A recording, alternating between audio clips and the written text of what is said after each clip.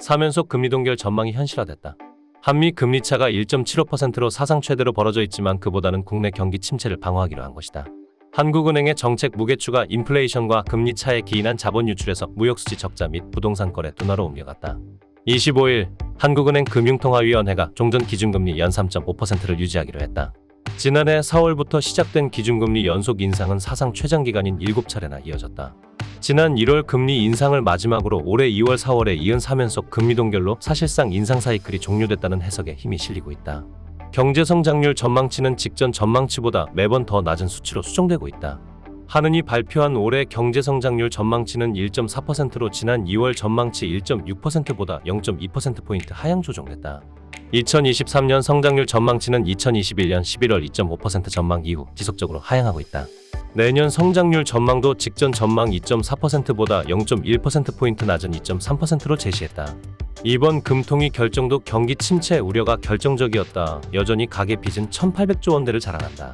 하지만 올 1분기 가계 부채가 직전 분기 대비 13조 7천억 원 줄면서 역대 최대 감소 폭을 기록했다.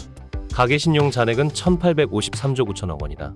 최대 감소 폭이 나타나게 된 원인은 고금리 기조에 따른 대출금리 상승과 부동산 업황 부진 때문이다. 한은의 긴축 정책이 가계 빚을 감소시켰지만 이제는 내수 진작과 경기 침체 방어로 노선을 변경한 것. 무역 악재도 이번 금리 동결을 이끈 공신이다. 한국의 무역 수지는 작년 4월부터 이달까지 14개월째 적자다.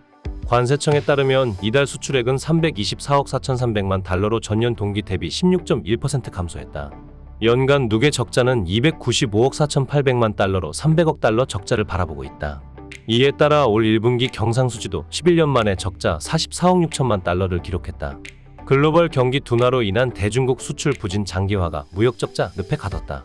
중국 자체 기술 개발을 비롯해 기존 재고 물량이 소진되지 못한 탓이다. 이 때문에 수출 효자였던 반도체 부품이 맥을 못 추고 있다. 이런 상황에서 추가적인 금리 인상은 경기 위축 위험만 더 키울 수 있다.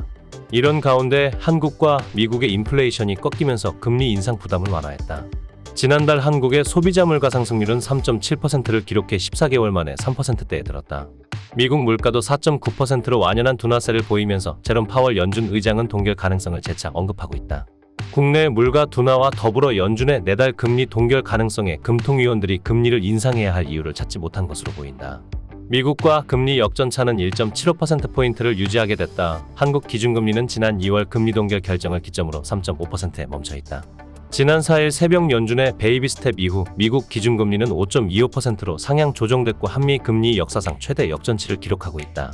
이날 금통위는 금리 동결 결정 이후 국내 경제는 낮은 성장세를 이어가겠지만 물가 상승률은 상당 기간 목표 수준을 상회할 것으로 전망되고 정책 여건의 불확실성도 높은 만큼 물가 안정에 중점을 두고 긴축 기조를 상당 기간 이어나갈 것이라며 추가 인상 필요성은 인플레이션 둔화 속도, 성장의 하방 위험과 금융 안정 측면의 리스크, 그간의 금리 인상 파급 효과, 주요국의 통화정책 변화 등을 면밀히 점검하면서 판단해 나갈 것이다라고 밝혔다.